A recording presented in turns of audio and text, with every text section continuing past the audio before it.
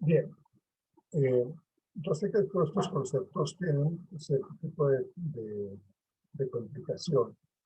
Yo ayer les di un ejemplo, se los voy a colocar ahorita en video para que podamos entender un poco eh,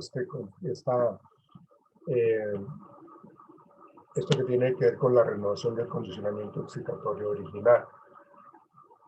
La cuestión es de que en este condicionamiento excitatorio original, cuando nosotros cambiamos el contexto, seguramente vamos a tener un resultado positivo, ¿sí? Pero resulta que hay eventos adicionales o hay factores adicionales o variables externas que hacen de que ese condicionamiento excitatorio original aparezca nuevamente. Entonces, voy a compartir con ustedes, que yo se lo mencioné ayer, un ejemplo en donde nos explica claramente eh, este procedimiento, esta técnica operante de renovación del condicionamiento excitatorio original. Es súper corto, pero pues nos ubica un poco en cómo es que se maneja eso. Entonces, permítanme, ya se los comparto.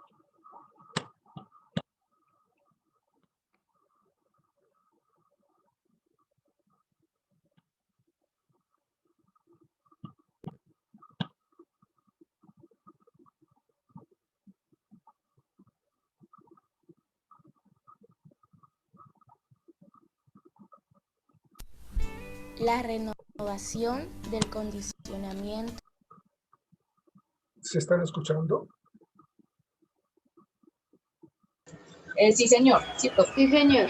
Bueno, entonces miremos este sencillo ejemplo, que es supremamente corto, pero nos orienta en esto que hace referencia a la renovación.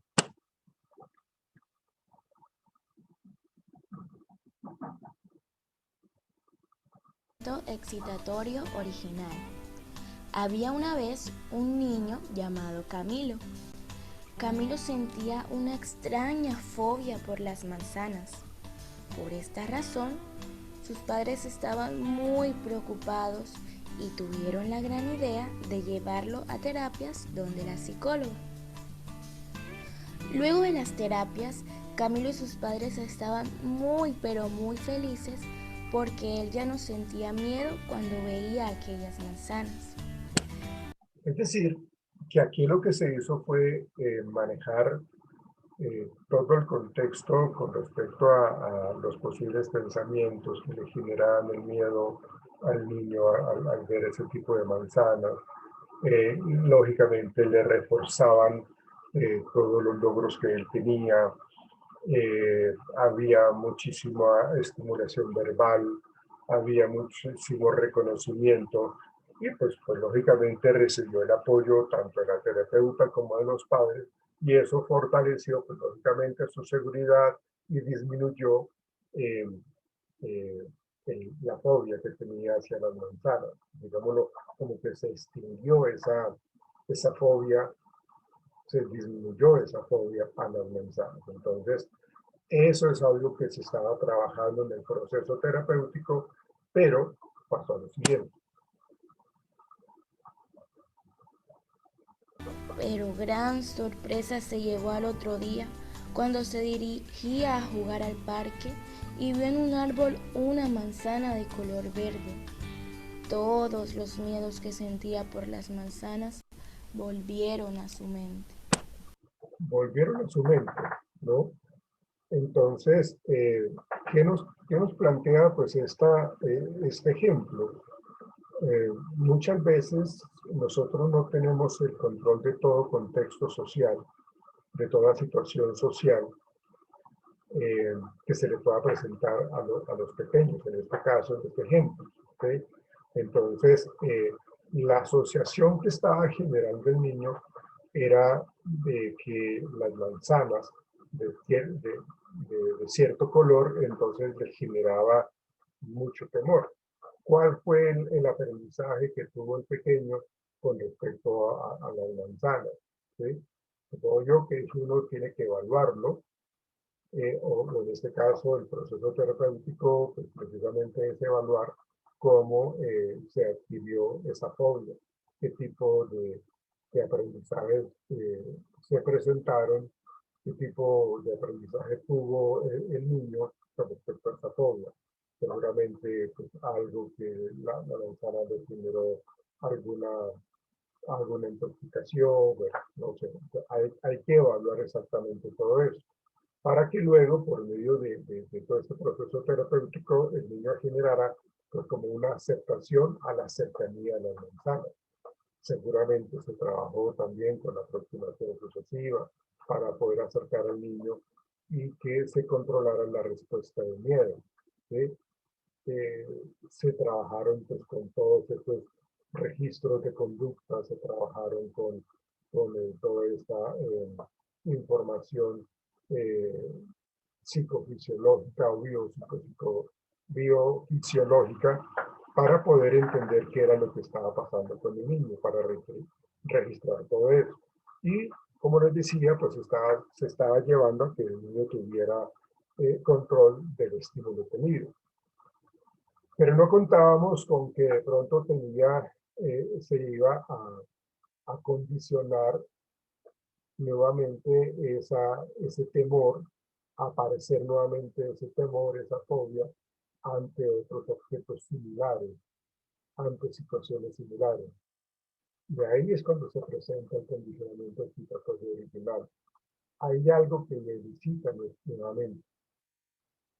Entonces, es al parecer el manejar los contextos sociales, al querer manejar los contextos sociales, nos quedaríamos cortos, pues, precisamente porque pues, hay muchas variables externas que hacen que de pronto uno no controla absolutamente todo.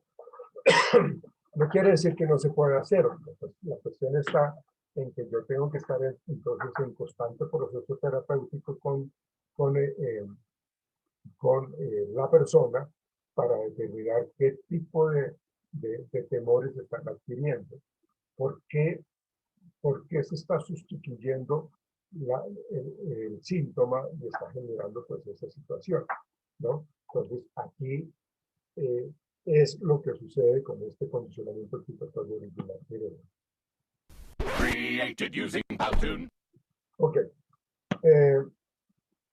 No sé si tengan alguna pregunta al respecto de este condicionamiento excitatorio original.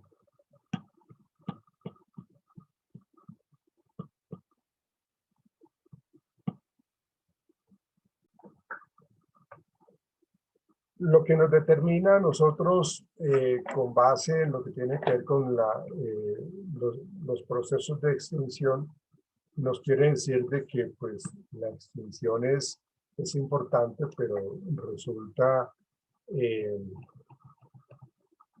que las conductas problema pueden aparecer en cualquier momento.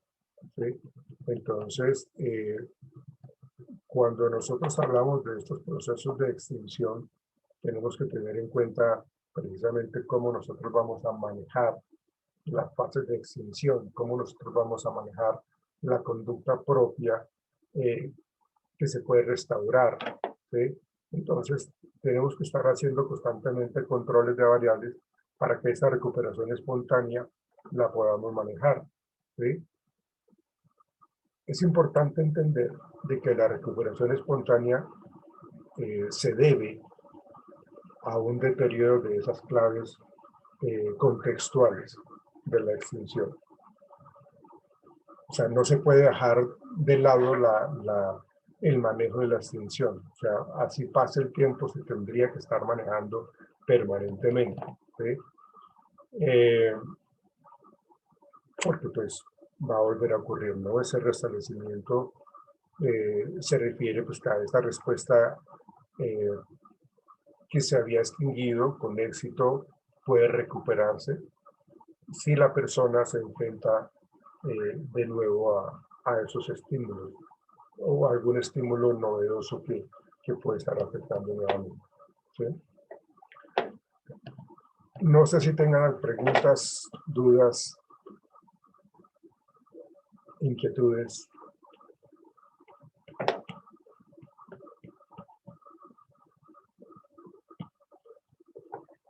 ¿No? Por favor, me responden si hay algún tipo de duda, inquietud o algo.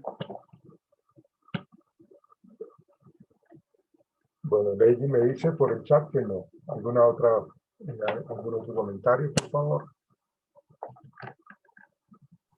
Profe, o sea que digamos, para que se pueda dar esa, o sea, la extinción como tal nunca se va a dar, ¿cierto? No, sí, Porque ese aprendizaje ya está. sí, Pero correcto. entonces sí se puede trabajar en indagar qué es lo que le produce ese sentimiento, digamos, de miedo a la persona y trabajarlo en distintos contextos, ¿sí? Sí, eso es exactamente lo que yo he venido diciéndoles cuando yo Ok, cuando yo les pregunto a ustedes, una conducta jamás se extingue, jamás. ¿Sí?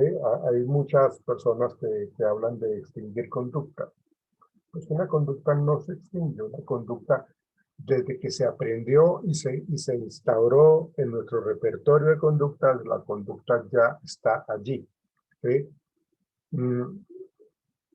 Si uno, permítame, voy a buscar algo que nos ayude a entender esto. Permítanme, por favor, un momentico para que entendamos esto de lo que aprendemos, de lo que ya existe en nuestro esquema cognitivo y en nuestro repertorio de conductas. Permítanme.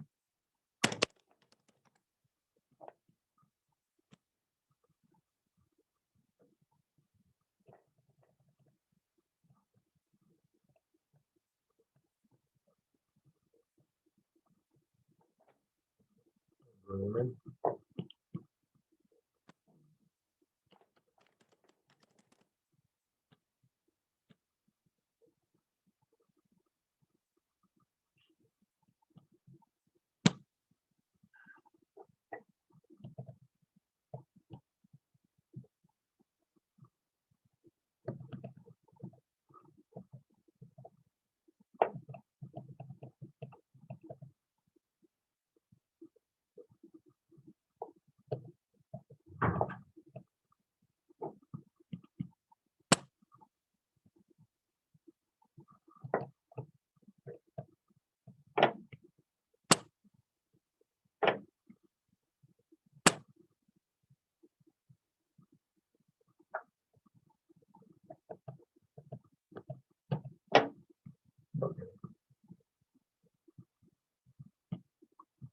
Entonces, les voy a mostrar algo que tiene que ver con la parte visual, cómo nuestro campo visual juega con las ilusiones. Entonces vamos a mirar esto.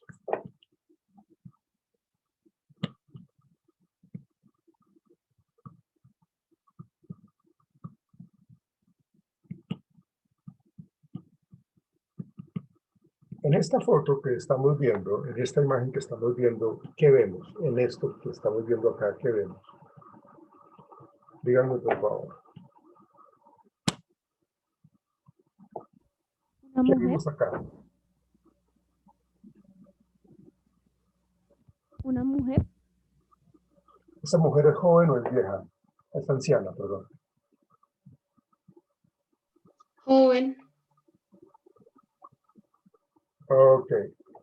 Si yo les digo a ustedes de que en esa imagen hay una anciana, ¿ustedes la ven?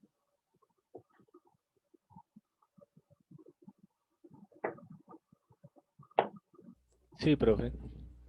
Su merced sí la ve. Su merced ve la imagen de la mujer no, joven. profe, yo no la veo. Su merced ve la imagen de la persona joven. Sí. Sí, sí. Ok. Ok. Entonces, las personas que están viendo solamente la imagen de la mujer joven, intenten buscar la imagen de la persona, de la anciana. Y lo contrario, traten de buscarla, por favor.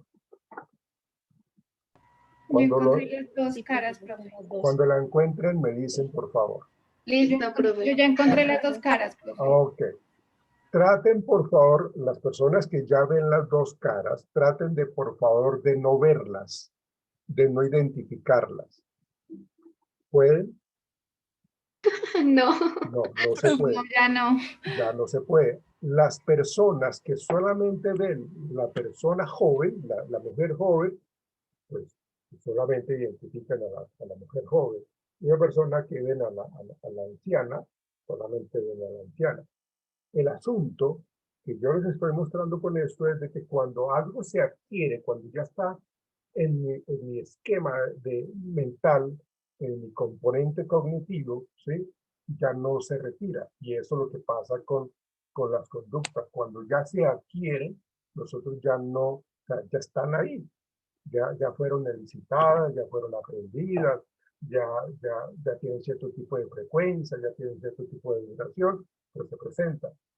Cuando hablamos de la extinción, lo que hace es de que se disminuye, pero fácilmente se puede evocar. El ejemplo que yo les estoy dando con esto es de que una vez cuando yo ya aprendí o vi las dos imágenes de las dos señoras, de las dos mujeres, pues ya no las quito, ¿sí? Entonces, eso es lo que genera los procesos de aprendizaje, ¿sí? Y resulta pues de que nosotros cuando hablamos de la extinción a veces decimos una conducta ya no se va a volver a presentar porque se extinguió. No, la conducta jamás se extingue. ¿Preguntas?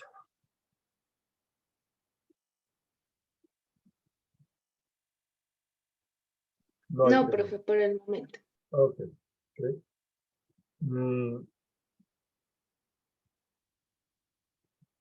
Con base en lo que tú me habías preguntado, Saray, ¿qué opinas al respecto de lo que te expliqué?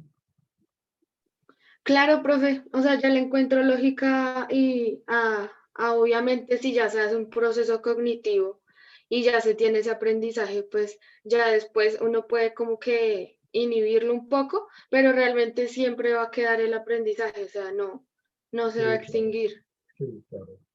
En algún momento se puede elicitar, ¿no? En algún momento aparece nuevamente esto. Entonces realmente es por eso. Hay que estar constantemente, pues como mirando un poco, pues las conductas problema que pueden estar generando, pues cierto tipo de malestar o cierto tipo de no adaptación del paciente a ciertos contextos.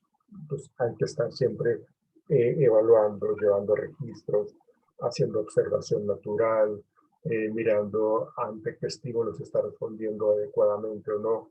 Entonces, el proceso hay que seguirlo, ¿no? Lo que pasa es que cuando uno hace el análisis funcional de la conducta, lo que uno pretende es identificar cuáles son las diferentes problemáticas que tiene el paciente y las voy a jerarquizar en orden de importancia, colocando lógicamente la número 1, la más importante, la que es más la que está afectando más la cotidianidad del paciente. ¿Sí? Entonces, a esa tenemos que trabajarla y así sucesivamente. Por eso es importante realizar todos estos métodos de medición conductual y asociado al análisis funcional de la conducta. Solamente así voy a tener buenos resultados en los procesos terapéuticos. Bien, muchachos. Bueno, por ahora no es más. Yo les agradezco. Nos veremos mañana en clase, muy juiciosos. Por favor, cuídense mucho. Y bueno, muchas gracias y feliz día. Muchas gracias, profe. Buen día. Gracias, profe. Chao, profe. Gracias, profe. Buen Que estén muy día. bien. Hasta luego. Chao. Hasta luego. Profe. Chao, chao. Gracias.